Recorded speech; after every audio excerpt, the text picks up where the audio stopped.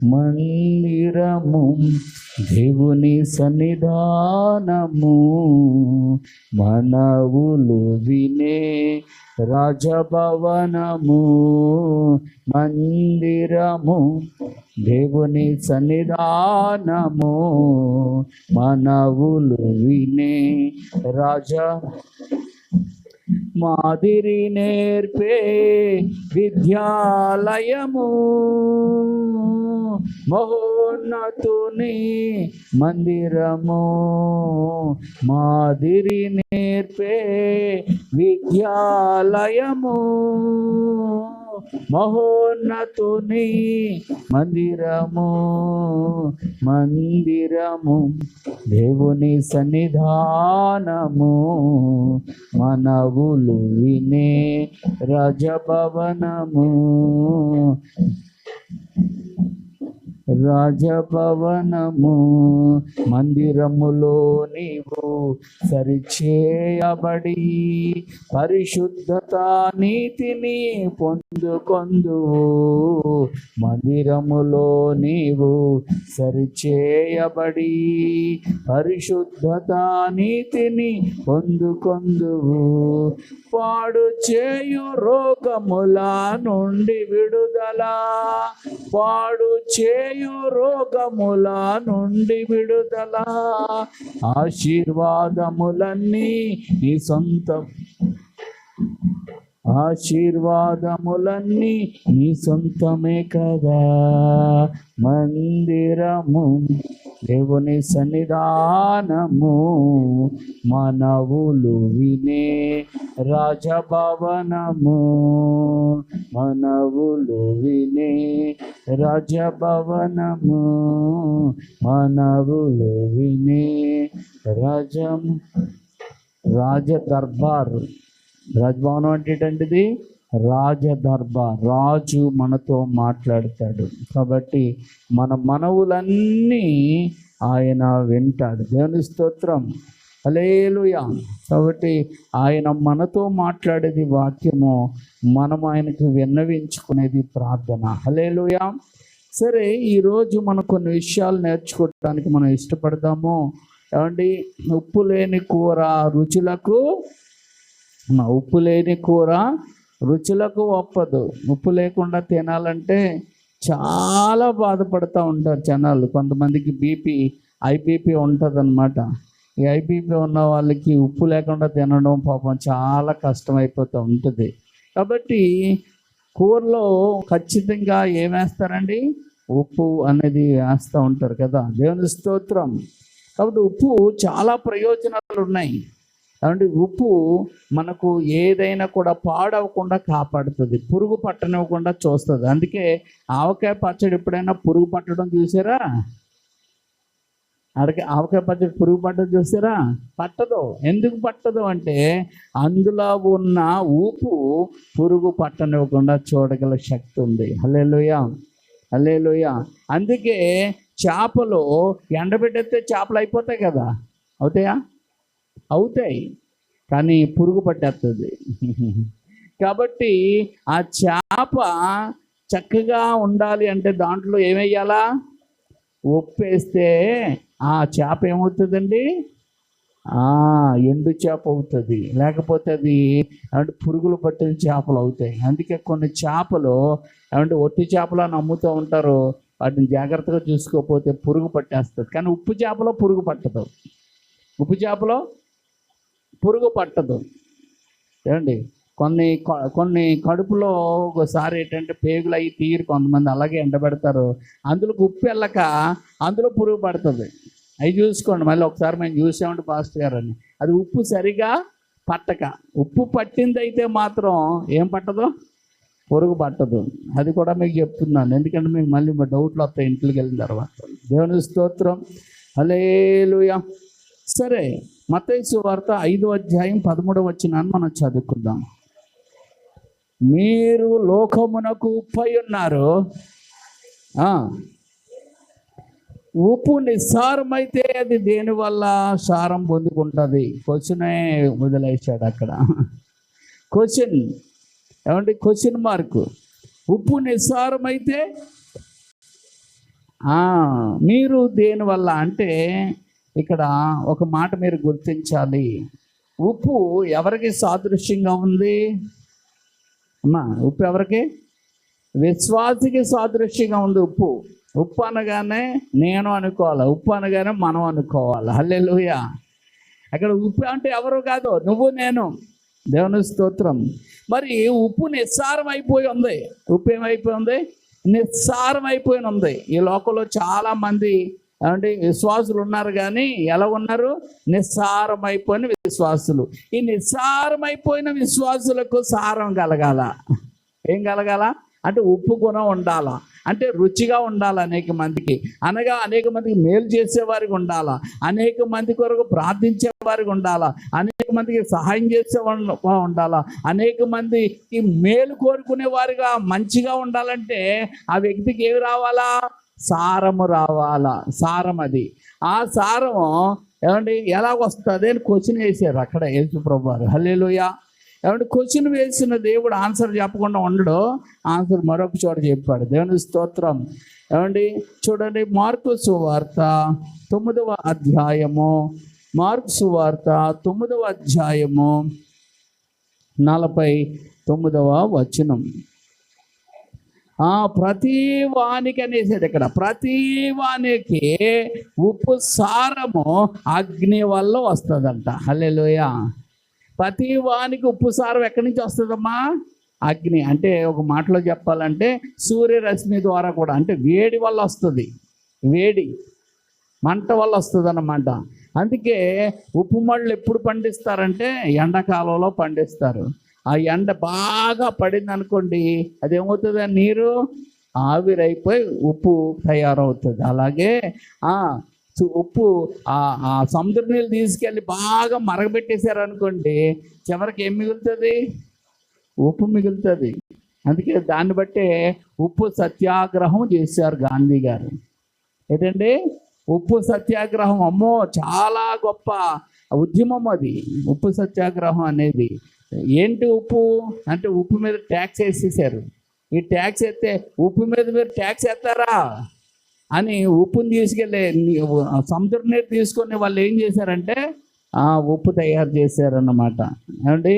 ఆ సత్యాగ్రహం చాలా హైలైట్ అయ్యింది ఆనాటి కాలంలో మన స్వతంత్రం తీసుకురావడానికి. హల్లెలూయా. కాబట్టి ఉప్పు సారం ఎలా వస్తుంది? అగ్ని వల్ల.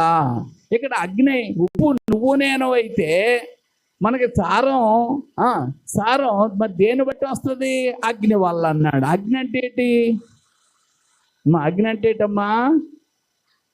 అగ్ని అంటే 2 మాటలు ఉంది. ఒకటి వాక్యము. నీ మాట అగ్ని వంటిది కాదా, బండను బద్దలు చేయు. 2 పరిశుద్ధాత్మ అగ్ని. హల్లెలూయా. 2 పరిశుద్ధాత్మ అగ్ని. అనగా వాక్యము ప్లస్ ఆత్మ చేత నువ్వు నింపబడితే కనుక నువ్వేమైపోతావు? ఉప్పు సారము కలిగిన బిడ్డగా మారిపోతావు. హల్లెలూయా. ఎలా మారిపోతావు?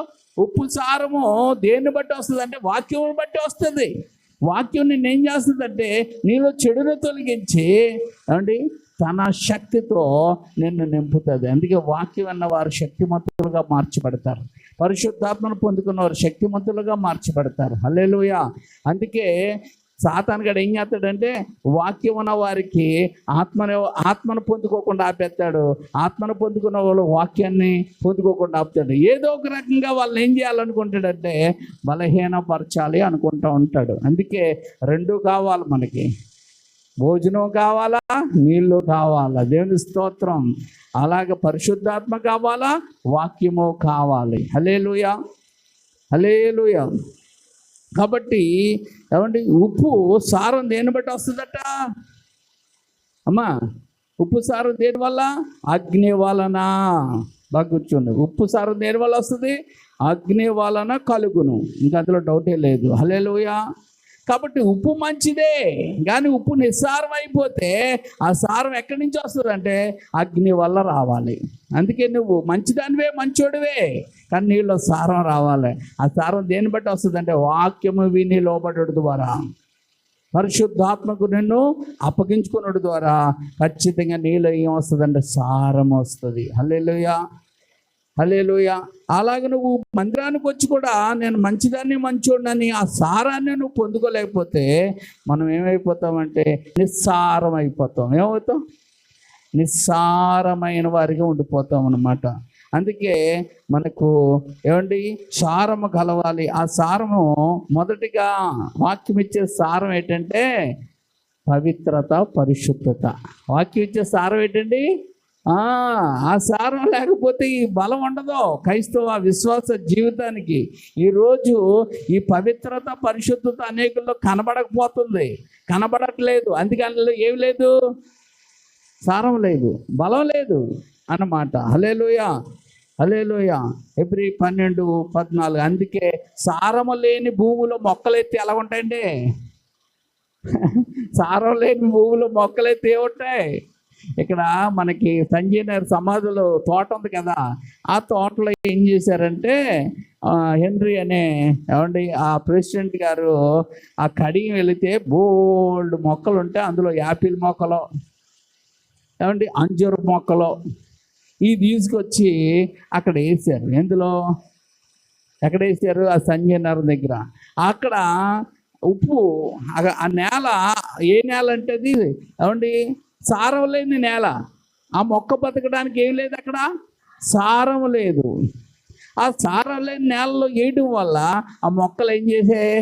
వేసినప్పుడు 1-2 రోజులు కలగా అనేవి, కానీ తర్వాత మాడి మాడి మాడి ఎండిపోయినాయి. కాబట్టి సారము లేని భూమిలో పాతిన మొక్కలు ఏమవుతాయి అంటే అవి సారము లేనందువల్ల అవి చనిపోతాయి, ఎండిపోతాయి అనే విషయాన్ని మనం చూస్తున్నాం. కాబట్టి నీ భూమిలో, నా భూమిలో, మన భూమిలో ఏముండాలి? మనలో ఏముండాలంటే ఉప్పు, సారం ఉండాలా. అది అంటే వాక్యం ద్వారా, ఆత్మ ద్వారా వస్తుందని మనం నేర్చుకున్నాం. హల్లెలూయా, హల్లెలూయా. 1 పేతురు పత్రిక చూడండి, ఏప్రిల్ 12-14 చదవండి. ఏప్రిల్ అది మనం పరిశుద్ధత కలిగి ఉండడానికి మనము ప్రయత్నం చెయ్యాలా, ఏమండి? అంతేగాని పాపపు కార్యాలు, లోకపు కార్యాలు చేయడానికి మనం ఎప్పుడూ ఇష్టపడకూడదు. కానీ పరిశుద్ధత కలిగి ఉండడానికి మనము ఇష్టపడాలి. దేవుని స్తోత్రం. అదే 1 పేతురు 1:15-16, 14, 15, 16లో అంటాడు, మీరు పరిశుద్ధులొకటి దేవుడి చిత్తం. అంటే దేవుడు ఆయన పరిశుద్ధుడై ఉండులాగున మీరును పరిశుద్ధులై ఉండండి అన్నాడు. ఆయన మన దేవుడు ఎవరు? పరిశుద్ధుడు. మనం ఎలా ఉండాలా అంటే పవిత్రమైన జీవితం, పరిశుద్ధమైన జీవితం మీరు జీవించాలని వాక్యం మనలను హెచ్చరిక చేస్తూ ఉంది. హల్లెలూయా. 1 కొరింథీ పత్రిక 9:27. 1 కొరింథీ పత్రిక 9:27. 9:27.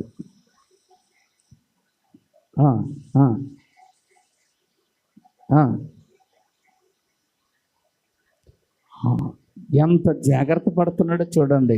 ఈరోజు క్రైస్తవ సంఘాల్లో సేవకులకి ఇది జాగ్రత్త లేదు, విశ్వాసులకి జాగ్రత్త లేదు. సన్మానాలు, ఏమండి గొప్పలు, భోజనాలు, కేకలు, అరుపులు, సంబరాలు ఇవన్నీ చేసుకుంటున్నారు. సంబరాలు చేసుకోవాల్సిన పనులు అయ్యి ఏడవలసిన రోజులు ఇవి. ఈ ఏడవలసిన రోజుల్లో మనుషులు ఏం చేస్తున్నారు? ఏమండి పెద్ద పెద్ద ఖర్చులు పెడుతున్నారు. ఏమండి మొన్న ఒక సభ పెట్టామండి, 50 లక్షలు ఖర్చు పెట్టామండి, 1 కోటి రూపాయలు ఖర్చు పెట్టామండి అన్ని మాట్లాడుతున్నారు. అవి ఎవడకు కావాలి? సభల ద్వారా ఎవడ రక్షించబడతాడు? సభలకు ఎవడొస్తాడు? ఇంటింటికి వెళ్ళు, బీదలకి, ఏమండి కాకలతో ఉన్న వాళ్ళకి, బలహీనులకి, వాళ్ళకి నువ్వు సాయం చేయి నీకున్నంతలో. హైదరాబాద్లోని ఒక ముస్లిం ఆయన, హైదరాబాద్లో ఒక ముస్లిం ఆయన ఒక పెట్రోల్ బంక్ వెళ్ళి పెట్రోల్ కొని దాన్ని లీటర్ బాటిల్లో నింపేసి ఆ పెట్రోల్ బంక్ దగ్గర నుంచొని, ఏమండి జొమాటో చేస్తారు కదా, ఆ జొమాటో చేసే వాళ్ళకి, స్విగ్గీ చేసే వాళ్ళకి, ర్యాపిడో చేసే వాళ్ళకి అతను ఏం చేస్తున్నాడంటే కనుక్కొని వాళ్ళకి ఏం వేస్తున్నాడంటే ఆ పెట్రోల్ ఇస్తున్నాడు ఒక్కొక్క లీటరు. అడిగి అడిగి వాళ్ళకి ఇస్తూ ఉంటే వాళ్ళ ముఖాలు ఎంతగా వెలిగిపోయి చాలా సంతోషంగా వెళ్తున్నారు. అందులో కొంతమంది ఏం చేశారంటే కొన్ని నినాదాలు చేశారు. నినాదాలు చేసినప్పుడు అతను ఏమన్నాడంటే, మత నినాదాలు చేయకండి, నేను ఇది మానవత్వంతో పంచిపెడుతున్నాను కానీ మతముతో నేను పంచిపెట్టట్లేదని చెప్పాడు. అది ఏం చెప్పాడు? నేను మానవత్వంతో పంచిపెడుతున్నాను కానీ మతముతో పంచిపెట్టట్లేదు ఇది. కాబట్టి మీరు వేరే వేరే నినాదాలు చెయ్యొద్దు. మా నినాదాలు మేము చెయ్యం, మీరు నినాదాలు మీరు చెయ్యొద్దు. ఇది ఏంటి? మానవత్వము అన్నాడు. దేవుని స్తోత్రం. ఆ మాట నాకు చాలా నచ్చింది.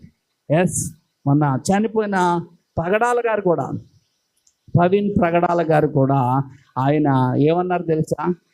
నువ్వు క్రైస్తవ మతంలో ఉండద్దు, నువ్వు ముస్లిం మతంలో ఉండద్దు, నువ్వు సిక్కు మతంలో ఉండద్దు, నువ్వు హిందూ మతంలో ఉండద్దు, మనిషి కింద బ్రతుకు అన్నాడు. దేవుని స్తోత్రం. మనిషివి మనిషిగా బ్రతికి మనిషిని మనిషిగా గౌరవించు. గౌరవించలేని, ప్రేమ చూపలేని మతాలు ఎందుకు అన్నాడు ఆయన. ఏ మతం అయినా అంతే. మతం ఎవరిని కూడా ఏం చేయలేదు, సమానత్వం చేయదు. కానీ మానవత్వం అనేది మంచి చేయటానికి నిలబడుతుంది అన్నాడు. అందుకే క్రైస్తత్వం ఎవరైనా అనుకున్నా నేను చెప్పేది ఏంటంటే మతమే కాదు. మతం అనేది ఒక మనిషి ఉద్దేశాల్లో పుట్టుకొచ్చింది. మరి ఇది ఎందులోంచి పుట్టుకొచ్చింది? దేవుని మనసులో పుట్టుకొచ్చింది. ఏంటిది?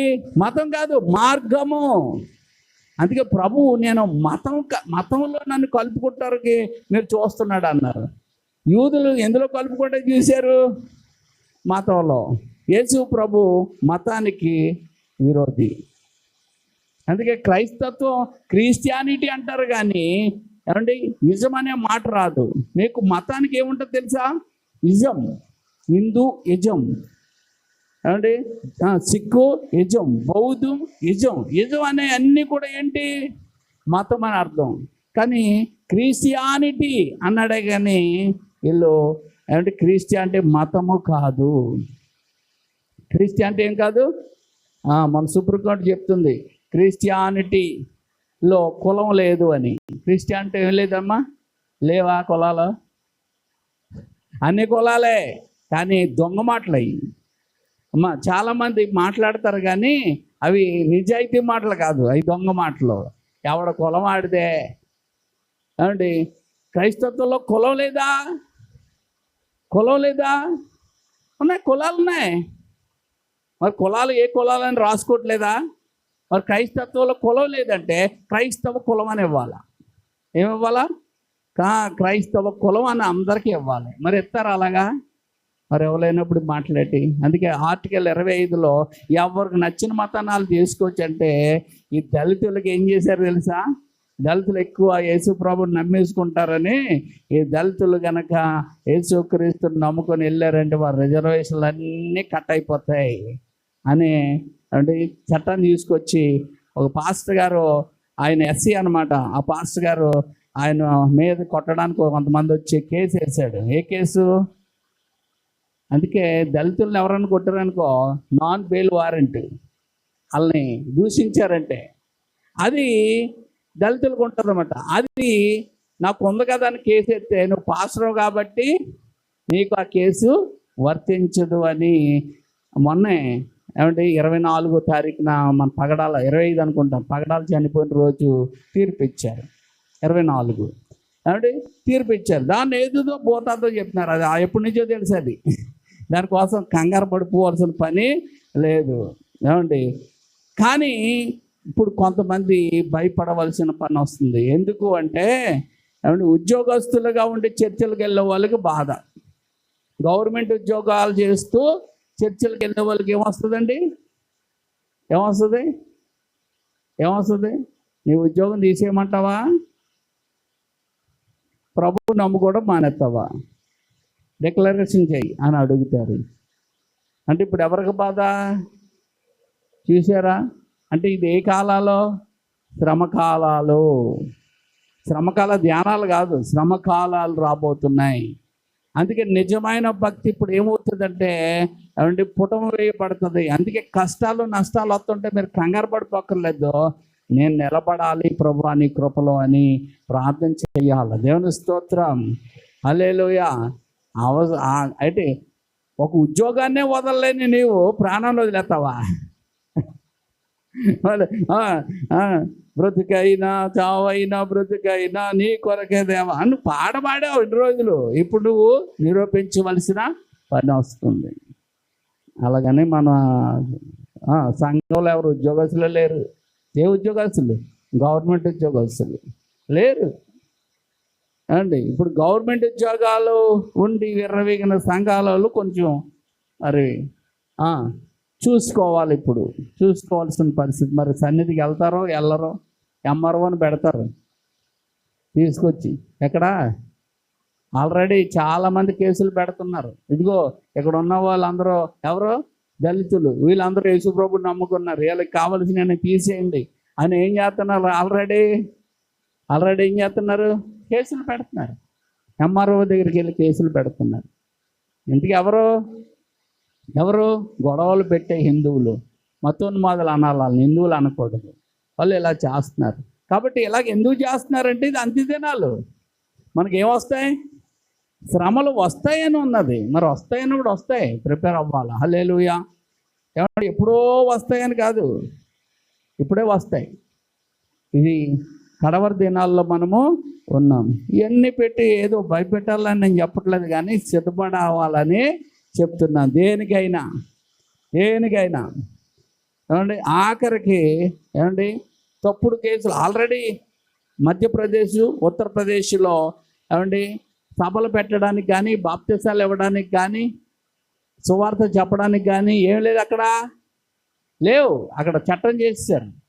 మనం ఎంతో గొప్ప ధన్యులు అనుకోవాలి. ఇంకా ఫ్రీగా ఇలాగా మనం ఆరాధన చేసుకుంటున్నాం అన్నమాట. ఎంత దేవుడు మనకి వెసులుబాటు ఇచ్చాడో. ఏమండి దేవుని స్తోత్రం. హల్లెలూయా. ఒకవేళ జైలుకి వెళ్ళవలసింది అనుకోండి, అక్కడికి వెళ్ళి చేసుకుంటాం. దేవుని స్తోత్రం. మన ప్రభు ఏమైనా చిన్నోడేంటి? అద్భుతాలు, ఆశ్చర్య కార్యాలు, మహత్కార్యాలు అని చేసే దేవుడు. హల్లెలూయా. అంత గొప్ప దేవుడిని కలిగిన మనం జైల్లో పెడతారంటే, మీకు అది రాదంటే ఇది రాదంటే భయపడవలసిన పనేమీ లేదనమాట. దేవుని స్తోత్రం. అందుకే చక్కగా మనం పాడుకోవచ్చు. చెరసాలకే వెళ్ళవలసి వచ్చిన నిన్ను గూర్చి పాడుచు, చెరసాలకే నిన్ను గూర్చి పాడుచు నీవు సెలవిస్తే ఇక ఎన్నడు, నువ్వు సెలవిస్తే నీ చెరసాల మందిరంగా మారుస్తా. నీవు సెలవిస్తే చెరసాలనే నీ మందిరముగా మార్చెదా యేసు.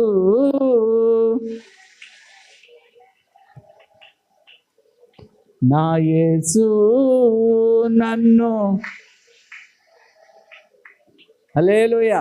ఎక్కడైతే నిలుక్కోవాలి అక్కడ అందరూ ఎవరు ఉంటారు? దొంగలు, హత్యలు చేసిన వాళ్ళు, మానభంగాలు చేసిన భయంకరమైన వాళ్ళు ఉంటారు. వాళ్ళు చేసిన దానికి వాళ్ళు పశ్చాత్తాపడుతూ ఉంటారు జైల్లో. అలాంటి వాళ్ళు అందరికి ఏం చెప్పచ్చు? సువార్త చెప్పొద్దు.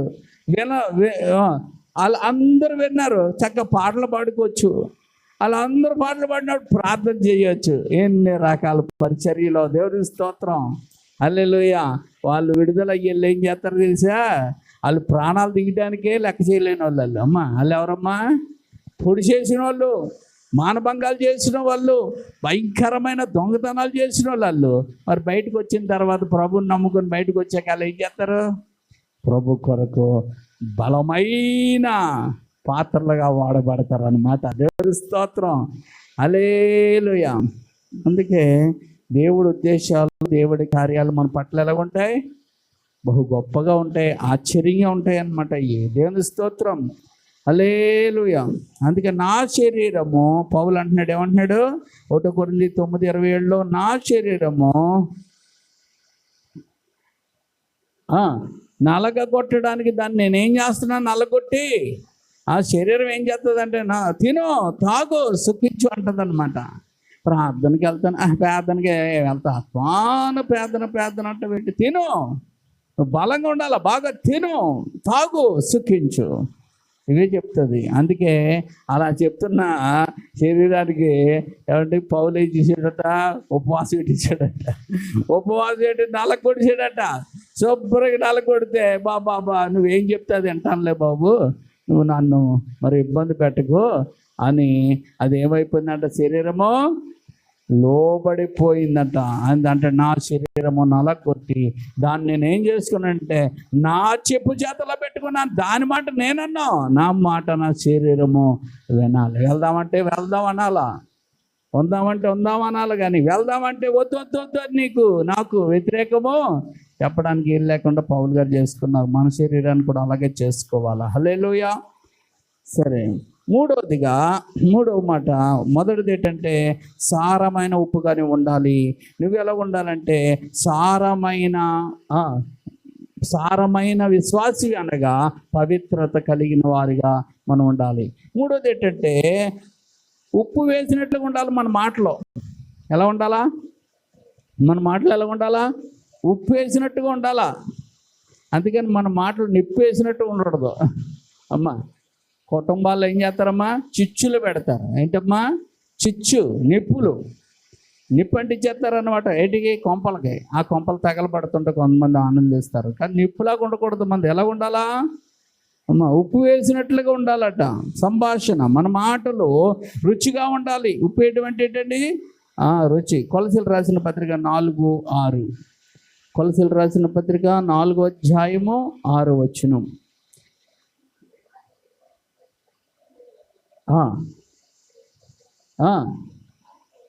ఉప్పు వేసినట్లు ఎల్లప్పుడూ రుచిగలదిగాను కృపా సహితముగాను ఉండనియండి.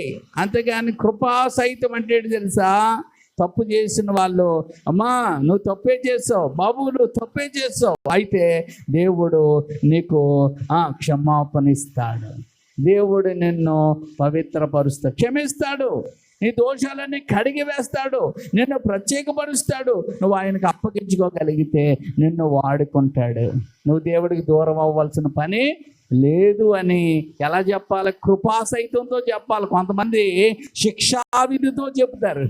ఏమని చెప్తారు తెలుసా, నువ్వు ఈ పాపం చేసావు కానీ ఇంకా నువ్వు పనికిరావు, ఈ తప్పు చేసావు కనుక నువ్వు పనికిరావు, ఈ రకంగా నువ్వు ప్రవర్తించావు కనుక ఇంకా దేవుడికి నువ్వు పనికిరావు అని వారు ఏం చెప్తారంటే తీర్పు రీత్యా ఏం చేస్తారు, వీళ్ళు మాటలు చెప్తారు. అప్పుడు వాళ్ళు ఏమవుతారు, దేవుడి నుండి తొలగిపోతారు. ఇంకా దేవుడు నన్ను క్షమించడు, ఇక దేవుడికి నేను పనికిరాను, ఇంకా దేవుని కొరకు నేను వాడబడలేను అని వాళ్ళు ఏం చేస్తారండి, లోకంలో కలిసిపోతారు. దేవుడు అలా చెప్పమన్నాడా, మరి ఏం చెప్పమన్నాడు, కృపా సహితముగా మాట్లాడాలి. నువ్వు కృపను పొందుకునేటట్లుగా మాట్లాడాలి, కానీ శిక్షను పొందుకునేటట్లుగా నువ్వు మాట్లాడడానికి వీల్లేదు. ఎందుకు అంటే ఏమంటే మనలో చాలామంది బలహీనలై ఉంటారు. ఆ బలహీనతలో ఏమంటే సాతాను గాడు వాడుకొని మనల్ని ఏం చేస్తాడు, మనం ఏం చేస్తాడంటే బురద అంటించుకున్నట్టుగా మనల్ని మారుస్తాడు. కానీ దేవుడి వైపు మనం చూచినప్పుడు అలాంటి వారికి మనం ఏం చేయాలంటే కృపాసహితముగా వారితో మాట్లాడాలి. హల్లెలూయా. మరి అలా మాట్లాడే వాళ్ళు ఎంతమంది అండి, చక్కగా వచ్చే వాళ్ళని. అందుకే దేవుడు పాపాన్ని ఎంకరేజ్ చేయడు, కానీ పాపిని క్షమిస్తాడు. హల్లెలూయా. పాపాన్ని ఎంకరేజ్ చేయడు, ఆయన ఏం చేస్తాడండి, పాపిని క్షమిస్తాడు. ఎప్పుడు వరకు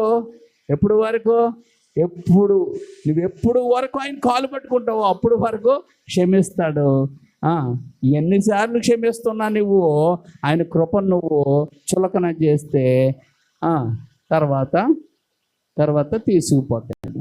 ఏం చేస్తాడండి, తీసుకుపోతాడు. అందుకే ఏమంటే రక్షణ కోల్పోవచ్చా అంటే, నువ్వు కృపను విడిచిపెడితే రక్షణ కోల్పోతావు.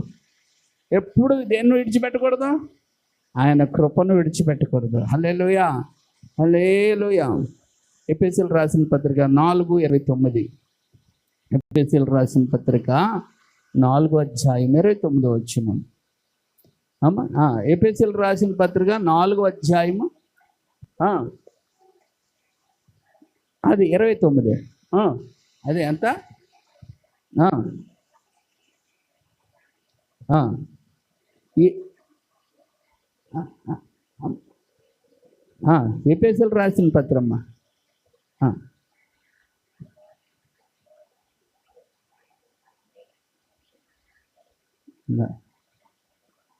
అదేనమ్మా, అదే దేవుని స్తోత్రం. హల్లెలూయా, హల్లెలూయా, హల్లెలూయా. ఆ వచనమే, కానీ మీరు చదువుతున్నారు కానీ డౌట్గా చదువుతుంటే నేను మళ్ళీ మళ్ళీ చూడవలసి వచ్చిందనమాట. దేవుని స్తోత్రం. 4:29లో విను వారికి మేలు కలుగునట్లు. నువ్వు ఎవరికైనా ఏ మాట చెప్పినా వాళ్ళకి విన్న వాళ్ళకి ఏమవ్వాలా? క్షేమం మేలు కలిగేటట్టుగా ఉండాలి. వింటే ఏమండి కంపరం విక్కిపోయినట్టుగా, ఏమండి మనలను హింసించేవారుగా, దూషించేవారు, కొట్టేవారుగా చేసుకోకూడదు. ఈరోజు సువార్త కూడా చాలామంది ఏమండి సువార్తగా ప్రకటిస్తే ఏ గొడవ ఉండదు. ఎవడన్నా పెట్టగలరా గొడవ? కానీ వీళ్ళు ఏం చేస్తారు? సువార్తను మార్చేస్తున్నారు. మారితే గొడవ రాదా మరి? ఏమండి ఇప్పుడు సువార్త చేస్తున్నప్పుడు కొంతమంది సెల్ ఫోన్లు పెట్టుకొని ఇలాగా రికార్డ్ చేస్తున్నారు. రికార్డ్ చేసినప్పుడు నువ్వు యేసు కోసం, యేసు ప్రేమ కోసం, యేసు రక్షణ కోసం, యేసు చేసే మంచి కోసం నువ్వు చెప్పావనుకో, అది ఎక్కించుకొని నీ మీద గొడవకు వస్తారా? కానీ నువ్వేం చేస్తావు? నోరు జారుతావు. ఏ విషయాలు? బయట విషయాల్లో నోరు జారిపోతావు. అది పట్టుకొని 100 సార్లు అదే రిపీట్ వేసి చెప్తూ ఉంటారు. ఒకసారి నేను ఒక ఊరిలో సువార్త చెప్తున్నాను.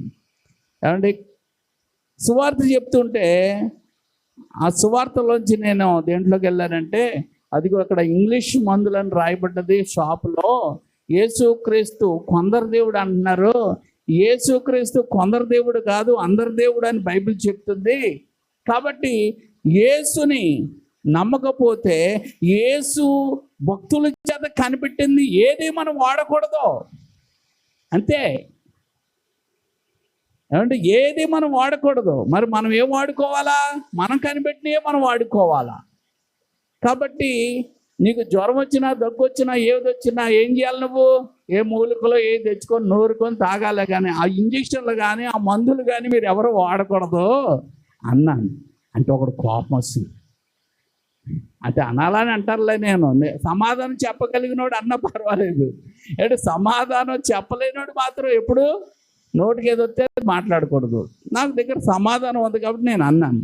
అన్నప్పుడు కొంతమంది వచ్చారు, ఇలా అవి మేము కొనుక్కున్నాం కాబట్టి అవి మావే, కొనుక్కున్నాం కాబట్టి అవి మావి వాడకూడదని నువ్వెలాగంటావు అంటే, బాబు నువ్వు కొనుక్కున్నదాన్ని ఇది కరెక్టే, కానీ అది కనిపెట్టింది మాత్రం వాళ్ళు బాబు. మరి ఆ కనిపెట్టడానికి జ్ఞానం ఇచ్చింది ఆ దేవుడు బాబు. మీరు నమ్ముతున్న దేవుళ్ళు కాదు, ఆ దేవుడు ఇచ్చాడు. మరి ఆ దేవుడు ఇచ్చిన జ్ఞానంతో అది కనిపెడితే అది నువ్వెందుకు వాడడం? మరి వాడకూడదు కదా అన్నాను.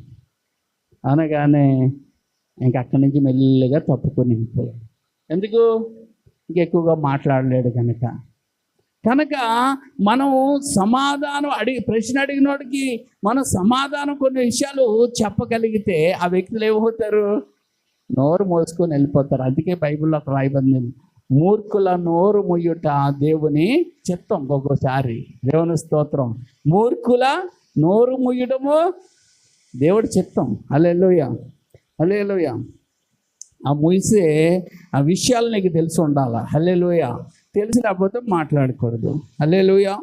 సరే, మంచిది. మనం చూసుకున్నట్లయితే ఈరోజు క్రైస్తవం ద్వారా జరిగే మేలు ఎంత గొప్పదంటే, త్రాగుబోతులు మారిపోతారు. త్రాగుబోతుతనం నుంచి విడుదల, సిగరెట్ల నుండి విడుదల. ఇక్కడ బారు అండ్ రెస్టారెంట్ పెట్టారనమాట. అది తీసేయాలని మన పక్కన ఉన్న అక్క చెల్లెళ్ళు వాళ్ళు వెళ్ళి అక్కడ టెంట్ వేసి పెట్టారు. అది మంచిదేనంటే 100% మంచిది కదా. అది తీసేయటం 100% మంచిదే, మేము కూడా అగ్రి. కానీ నేనంటాను, అక్కడికి వెళ్ళి నుంచున్న వారిలో ఎంతమంది భర్తలు తాకుండా ఉన్నారు చెప్పండి? ఎంతమంది వాళ్ళ పిల్లలు తాకుండా ఉన్నారో చెప్పండి?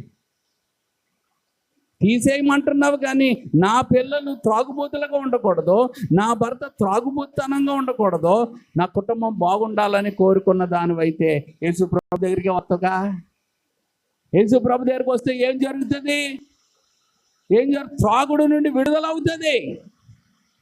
యేసుప్రభు దగ్గరికి నిజంగా నువ్వు రాగలిగితే సిగరెట్ల నుంచి విడుదల అవుతుంది.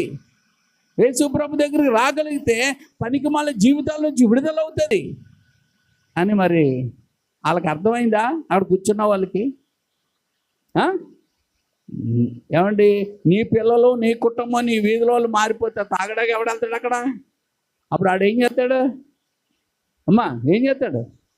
కొట్టి క్లోజ్ చేసుకుంటాడు. నీకు లండన్లోని భక్తులు లేచారు. ఏమంటే చార్లెస్ పిన్ని లేచాడు. లేచి దేవుడు మాటలు చెబుతూ ఉంటే అక్కడ అనేక మంది మాటలు విని పశ్చాత్తాప యేసుప్రభుని నమ్ముకుంటే లండన్లో సినిమా హాల్ అన్నీ కూడా చర్చిలు అయిపోయినాయి. ఏమైపోయామ్మా? సినిమా హాల్ అన్నీ చర్చిలు అయిపోయినాయి. ఆశ్చర్యం, ఉద్యమంతో నింపబడిపోయింది. బార్లన్నీ కూడా ఏమండి చర్చిలు అయిపోయినాయి.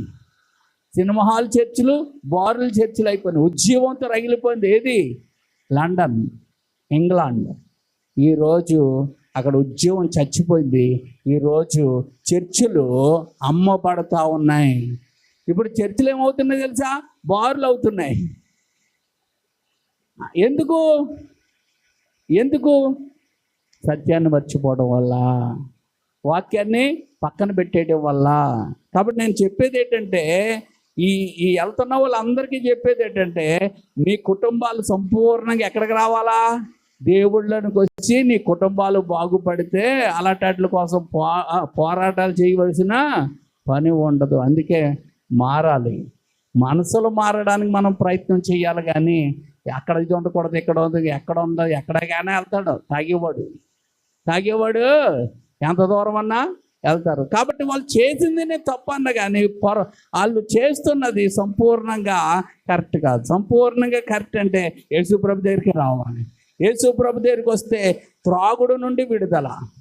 చెప్పండి, త్రాగుడు నుండి విడుదల, గుట్కాల నుండి విడుదల, సిగరెట్ల నుండి విడుదల, చెడ్డ ఆలోచనల నుండి విడుదల, పాపపు జీవితాల నుండి విడుదల.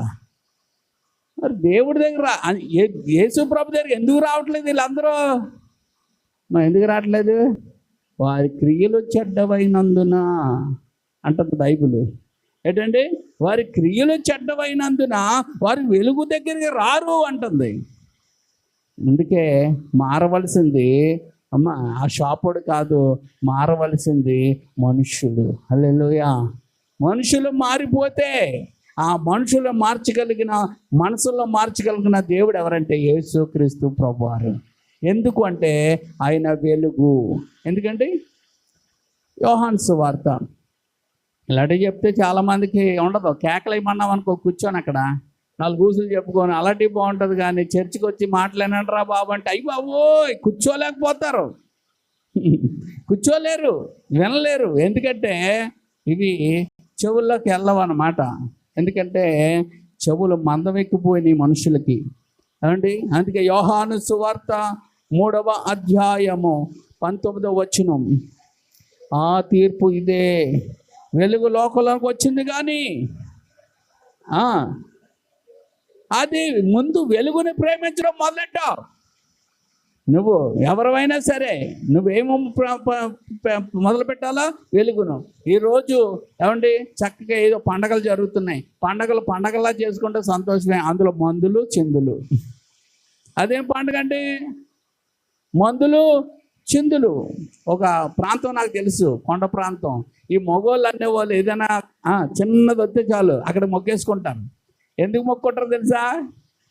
అక్కడికి వెళ్తే ఆ ప్రాంతానికి వెళ్తే మగవాళ్ళు ఏమో ప్యాకెట్ అని మందు కొడతా ఉంటారు. ఈ ఆడవాళ్ళు ఏం చేస్తారు తెలుసా? ఇది చేసి దగ్గరకు వచ్చి ఏం చేస్తూ ఉంటారు తెలుసా? వాళ్ళకి ఆ మందులోనికి కోడి కూర బాగా అక్కడ అన్ని పాత్రలు అతికిస్తారు, పాత్రలో గీతరలో అన్నీ అతికిస్తారు. అవి తీసుకొని వండేసి వీళ్ళకి అందిస్తూ ఉంటారు. తాగలేని వాళ్ళు కొంతమంది ఉంటారు. కొత్తగా పెళ్ళైన వాళ్ళు తాగలేని మంచి వాళ్ళు ఉంటారు. అప్పుడు ఆవిడ చెప్తే మీ ఆడు ఆడు మా ఆవిడ ఉందని చెప్తాడు. అప్పుడు ఆవిడ చెప్తారు, మీ ఆయన్ని ఒక్కసారే పర్వాలేదు పర్వాలేదు అని అక్కడ ఉన్న వాళ్ళ చేత ఏం చేస్తారు? ఆడోలే. నేను అందుకే మారవలసింది మగవాళ్ళు కదా, ఆడవాళ్ళు మారాలి ముందు. ఆ మగవాళ్ళకి వీళ్ళు ఏం చేస్తారు తెలుసా? పర్వాలేదులేండి ఈసారికి అంట కదా అని పర్మిషన్ కానీ ఆ రోజు ముక్కు పూసుకొని తాగడం మొదలెడతాడు. ఆ రోజు నుంచి మొదలు కంటిన్యూ చేసి ఇంటికి వచ్చి శుభ్రంగా చింతగా పచ్చడి వేసేస్తూ ఉంటాడు. పని చేయడు, పాడు చేయడు, ఊరి మీద తిరుగుతూ ఉంటాడు. ఈవిడికి ఏడుపు, ఏంటంటే భర్త మారాలి. ఎక్కడ మారుతాడు నీ భర్త? పెద్దలు చెప్పేస్తుంది. పెద్దలు అంటారు, అమ్మ మేమేం చేస్తాం, ఒరే అలా చేయకురా ఎలా చేయకురా అని. ఇంకా రెచ్చిపోద్ది ఈవిడి, రెచ్చి పోలీస్ స్టేషన్కి వెళ్ళిపోద్ది. మరి ఆయనండి రోజు అండి తాగేసండి కొట్టేస్తున్నాడు అండి. ఆడేం చేస్తాడు? 4 వేసి పంపించేస్తాడు. అప్పుడు ఈడేం చేస్తాడమ్మా? ఓ 4 రోజులు ఎస్కేప్ అయిపోతాడు. ఎస్కేప్ అయిపోతే ఇంట్లో ఏమీ లేవండి, తాగినా చెందినా ఏదో ఇంట్లోకి తెచ్చిపెట్టేవాడండి, చేసేవాడండి, పిల్లలు చూసుకోవడానికి ఊరంతా తిప్పుతూ ఉంటుంది.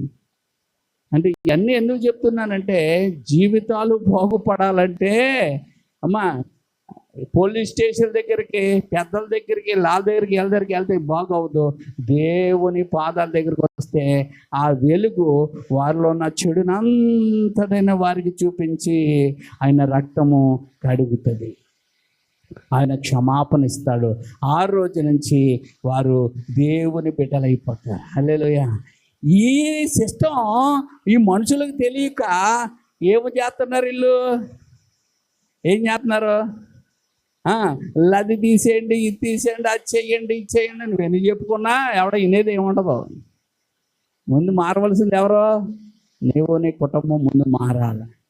హల్లెలూయా. సంపూర్ణంగా మారాలి. ఎలా మారాలా? ఆదర్శవంతంగా మారాలి. హల్లెలూయా. నీ కుటుంబం సంతోషంతో నింపబడాలా, నీ కుటుంబం దీవెనతో నింపబడాలి, నీ కుటుంబం ఆరోగ్యంతో నింపబడాలి, నీ కుటుంబం సంపన్న స్థితిలో నిలబడాలా.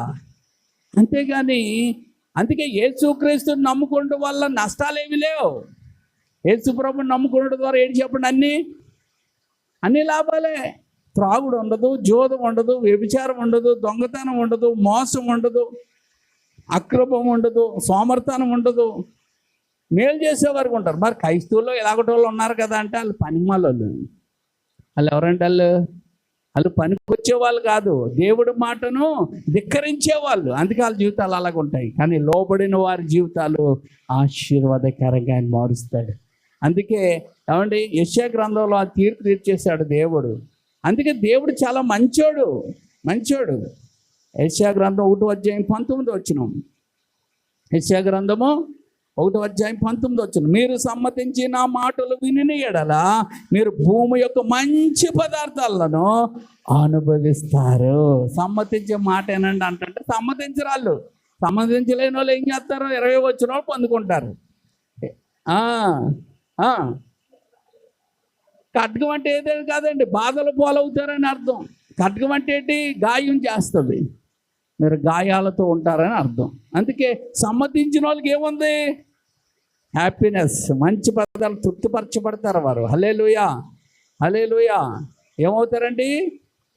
తృప్తిపరచబడతారు. ఎలా తృప్తిపరచబడతారో తెలుసా? ఎలా తృప్తిపరచబడతారో తెలుసా? ఒక మంచి కీర్తన ఉంది, 128వ కీర్తన. అలాగ తృప్తిపరచబడతారట. 128వ కీర్తనలో ఏమండి 1-2 వచనాలు చదవండి.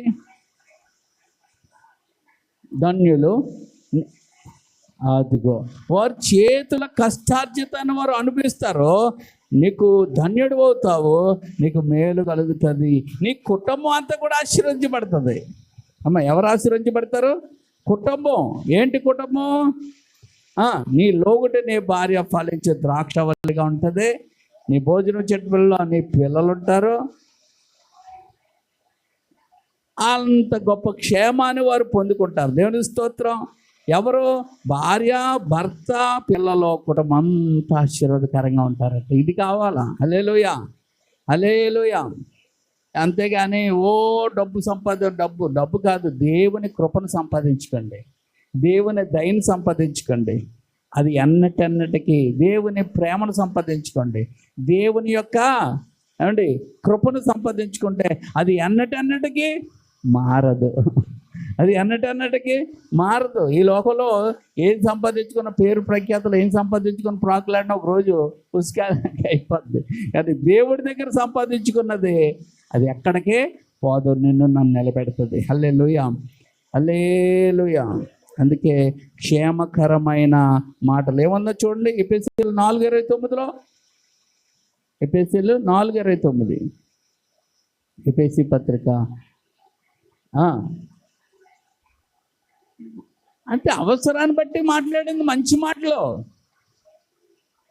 అంతేగాని రకరకాలైన దుర్భాష. కొంతమంది చూడండి కష్టకాలంలో మన దగ్గరికి వచ్చారు, ఇప్పుడు గుర్తొచ్చామా మీకు మొదలెడతారు. ఏదైనా కష్టమా నష్టమా అని వెళ్ళారు అనుకోండి, మొట్టమొదటిగా మొదలెట్టేది చెప్పండి, ఇప్పుడు గుర్తొచ్చామా, ఇప్పుడు మీకు దిక్కయ్యామా, మీరు చేసినవన్నీ మేము మర్చిపోయావా, అన్నీ గుర్తున్నాయి కనుక మీరు పొండి అంటారు. ఇంకా ఆ మాటలు అనేటప్పటికీ మనకు అర్థమైపోద్ది కదా.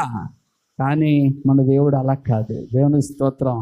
ఆయన ఏమని మాట్లాడమంటున్నాడు చూడండి అక్కడ, ఎఫెసీయులకు రాసిన పత్రిక 4:29,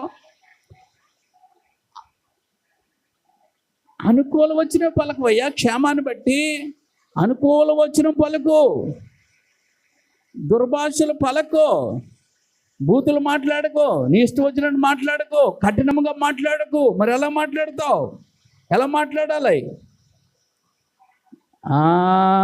విను వారికి మేలు కలుగునట్లుగా అవసరమును బట్టి క్షేమాభివృద్ధికరమైన, మేలు కలిగించేది, బ్రతికించేది, సహాయం చేసేది, గౌరవాన్ని నిలబెట్టే మాట నువ్వు మాట్లాడు. అనుకూలం వచ్చినమే పలుకుడు. కానీ అనుకూలం అంటే దొంగోడికి అనుకూలంగా, పాపం చేసేవాళ్ళు అనుకూలంగా, మోసం చేసేవారు అనుకూలంగా, దానికి కాదు. ఇక్కడ కష్టంలో, ఇరుకులో, ఇబ్బందులు, బాధలు, శోధనలు, ఆవేదనలో వచ్చిన వారికి అనుకూల వచనము, వాళ్ళు బలపడటానికి, నిలబడటానికి, నడిపించబడటానికి, ఆశీర్వదించబడటానికి, వారు మేలు పొందుకునేటట్లుగా ఏ వచనం?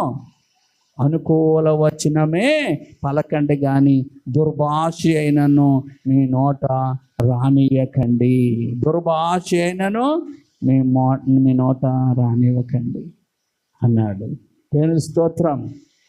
హల్లెలూయా, హల్లెలూయా. నాకు తెలిసిన చాలా కుటుంబాలు అండి, చాలా కుటుంబాల్లో సాక్ష్యాలు విన్నాం.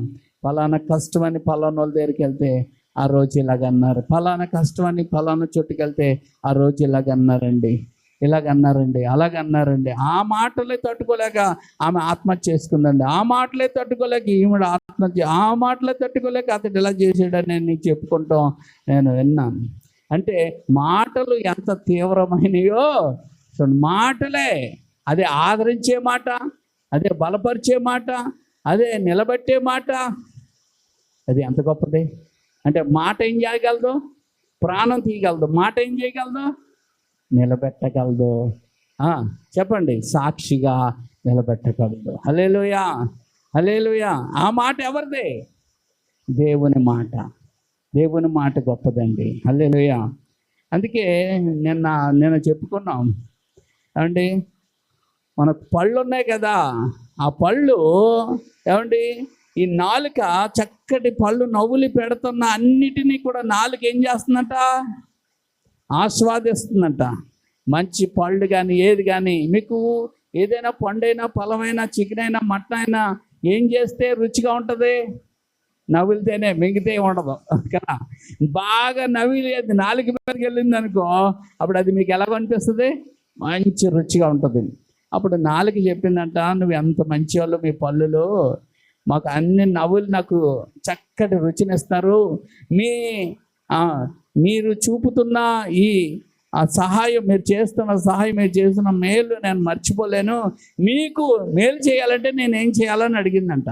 మీ రుణం తీర్చుకోవాలంటే నేనేం చేయాలని నాలుగు అడిగిందంట పళ్ళని. అప్పుడు నాలుగు ఏమని చెప్పిందంట? నువ్వు మంచి మాటలు మాట్లాడమ్మా, నీ ఇష్టం వచ్చినట్టు మాటలు మాట్లాడావంటే నీ వల్లే మాకు పెద్ద ముప్పు. నువ్వు మాట్లాడిన దాన్ని నిన్ను ఎవరేమనరు? ఎవరంటారు? మాటలు జాగ్రత్తగా రాని, లేకపోతే పళ్ళు రాలిపోతాయి. ఎవరు చేశారు అంటే ద్రోహం ఎవరు చేశారు? నాలుక. శిక్ష ఎవరికి? పళ్ళుకి. అండి అలాగే ఉంటాయి. ఒకరు చేసింది ఇంకొకరు అనిపించేలాగా ఉంటాయి. అందుకనే మనం మాటలు ఎలాగ ఉండాలా? ఉప్పు వేసినట్లుగా, మేలు చేసేవారిగా, సహాయం చేసేవారిగా మన మాటలు ఉండాలి. మార్క్స్ వార్త 9:50 చూడండి. మార్క్స్ వార్త 9వ అధ్యాయం 50 వచనం. మార్క్స్ వార్త 9వ అధ్యాయం 50 వచనం.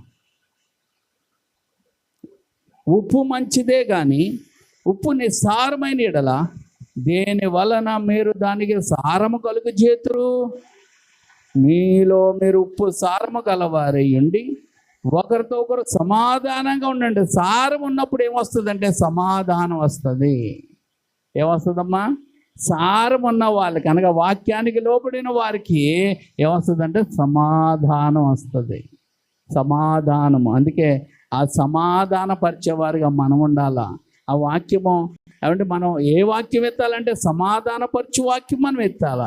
అందుకే ప్రభువారు కొండ మీద ప్రసంగాలు చెప్పారు, సమాధానపరచువారు ధన్యులు, వారు దేవుని కుమారులు కుమార్తెలు అనబడతారు. అందుకే దేవుని బిడ్డలు ఎప్పుడు సమాధానపరిచేవారిగా ఉండాలి, కానీ అసమాధానం తెచ్చేవారుగా ఎవరు ఉండడానికి వీల్లేదు. హల్లెలూయా. అందుకే వారు సారవంతులుగా అంటే సమాధానం పరిచేవారుగా, సమాధానం కలిగిన వారుగా ఉన్నారంటే వారు సారమైన వారు అని మనకు అర్థమైపోవాలి. రోమాపత్రిక 12:18. రోమాపత్రిక 12వ అధ్యాయం 18 వచనం.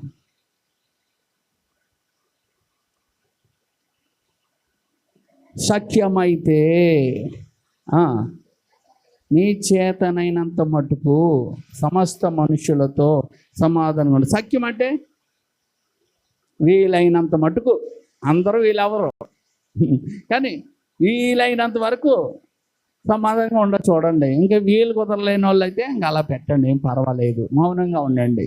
అంటే ఆ వాక్యం చెప్తుంది, వీలైనంత మటుకు, శక్యమైనంత వరకు మీరేం చేయండి అమ్మా, మీరు సమస్త మనుషులతో సమాధానంగా ఉండండి అన్నాడు. అంతే చాలండి. అంటే సఖ్యమైతే మీ చేతనైనంత మటుకు సమాధానంగా మనుషులతో ఉన్నాడని చెప్పాడు. దేవుని స్తోత్రం. కాబట్టి ఏమండి, నువ్వు ఎంత మటుకు ఉండగలవో, ఎవరితో ఉండగలవో అంతవరకు ఉండండి. దేవుని స్తోత్రం. ఇంకా మిగతాది ఏదైనా ఉంటే దేవుడికి అప్పగించండి, అప్పగించి ప్రార్థన చేయండి. అప్పుడు దేవుడు ఏం చేస్తాడు?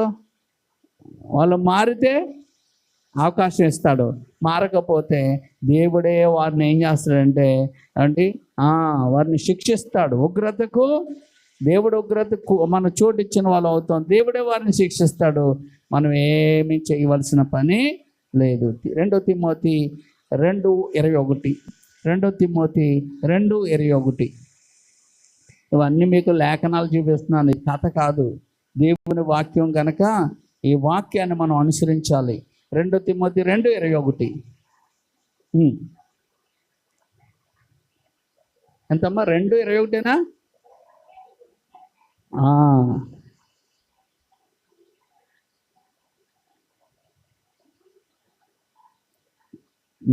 దేవుని స్తోత్రం. ఎవడైనను వీటిలో చెరగ తాను పవిత్రపరచు కొనిన ఎడల వాడు పరిశుద్ధపరచబడి యజమానుడు వాడుకొనుటకై అర్హమైన ప్రతి సత్కార్యమునకు సిద్ధపరచబడి ఘనత నిమిత్తమైన పాత్ర ఉంటాడు. దేవుడు వాడుకోవాలంటే కొన్నిటిలో మనం చేరకూడదు. దేవుడు వాడుకోవాలంటే కొన్నిటిలో మనము చేరకూడదు. ఎవడైనా వీటిలో చేరక పైన కొన్ని పాత్రలు పెట్టాడు, ఆ పాత్రలో నువ్వు చేరకూడదు. ఏంటి ఆ పాత్రలో? గొప్ప ఇంట్లో వెండి పాత్రలను బంగారు పాత్రలు మాత్రమే కాక అన్నాడు. అంటే నువ్వు వెండిగానే ఉండాలి, బంగారం కింద ఉండాలా? అయ్యే కాకుండా కింద కొన్ని పాత్రలు ఇచ్చాడు అనమాట. అయ్యేటి చెప్పండి? కర్రవి, మట్టివి ఉన్నాయి. ఈ కర్ర మట్టి ఏమవుతాయి? బాగానే ఉన్నట్టు ఉంటాయి, కానీ అగ్నిలో ఏమైపోతాయి అంటే కాలిపోతాయి.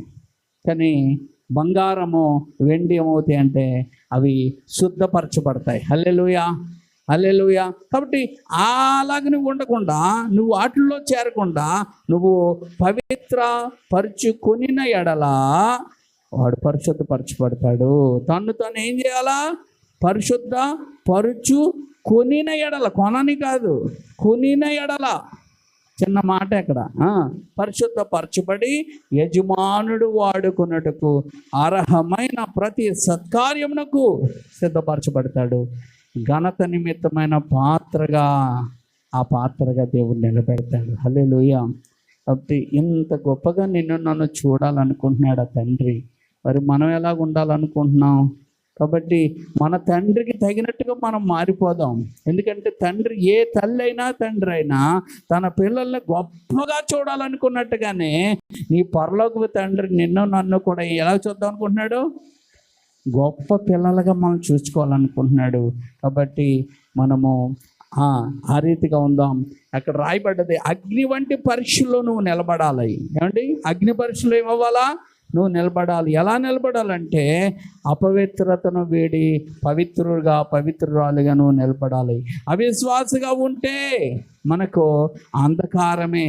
ఏమండి? మనం ఎలా మారాలంటే సారమైన విశ్వాసిగా మారాలి. ఎలా మారాలా? సారమైన విశ్వాసిగా మనం మారితే క్రీస్తు రాజ్యము మన సొంతము. దేవుని స్తోత్రం. ఏ రాజ్యం? క్రీస్తు రాజ్యం మన సొంతమవుతుంది. ఇక్కడ సారము లేని బిడ్డగా నువ్వు ఉంటే అది ఏమవుతుందంటే అది బయట పారవేయబడుతుంది. దాన్ని మనుషులు ఏం చేస్తారంటే తొక్కివేస్తారు. బయట పారవేయబడి తొక్కబడడం అంటే ఏంటంటే నాశనమునకు పోతాం. ఏంటి? వెలుపుటకి వెళ్ళిపోతాం. కాబట్టి మనం వెలుపుటకి వెళ్ళడానికి దేవుడు పిలవలేదు. అందుకే మనము ఇప్పుడు మనలో దేవునికి ఇష్టం లేని ఉంటే ఉండొచ్చు. కాబట్టి ఇప్పుడు మనము అగ్ని సారం వల్ల ఏమవ్వాలి? మనం అగ్ని వల్ల ఏమవ్వాలా? సారమైన ఉప్పుగా మారిపోవాలి. దేవుని స్తోత్రం. ఇన్ని రోజులు ఎలాగో బతికేసాం, కానీ దేవుడు మనతో మాట్లాడుతున్నాడు. మనం ఎలా మారాలా? సారమైన ఉప్పుగా నువ్వు మారితే నీ ఇంటికి ఉపయోగపడతావు, నీ సంఘానికి ఉపయోగపడతావు, నీ సమాజానికి ఉపయోగపడతావు. అనేక మందికి మనం అందరూ ఉపయోగపడే పాత్రలుగా మారిపోతాం. దేవుని స్తోత్రం. అలా చూడాలని, ఘనతగా నిన్ను చూడాలని, అంటే వాడబడే పాత్రగా నిన్ను చూడాలని తండ్రి సంకల్పము, తండ్రి అభిష్టం అవుతుంది. కనుక ప్రభువా, ఈరోజు నేను నిస్సారమైన ఉప్పుగా ఉండను. ఈరోజు నేను నీ మాటల చేత సారమైన ఉప్పుగా మారడానికి ఇష్టపడతా ఉన్నాను. నన్ను సారమైన ఉప్పుగా మార్చి యజమానుడు వాడుకునే అర్హమైన పాత్రగా నన్ను నిలిపి వాడుకోండి ప్రభువా అని మనం అప్పగించుకోగలిగితే మన బ్రతుకులు, మన జీవితాలు ధన్యమైపోతాయి. ప్రార్థన చేసుకుందాం. ప్రభువా, ఈరోజు నాతో మీరు మాట్లాడారు నాయన.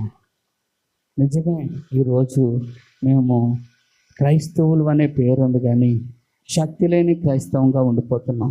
సారం లేని క్రైస్తవులుగా ఉన్నాం. ఆయన ఉప్పు అనగా రుచి. మేము నాయన నిన్ను బట్టి అనేకులకు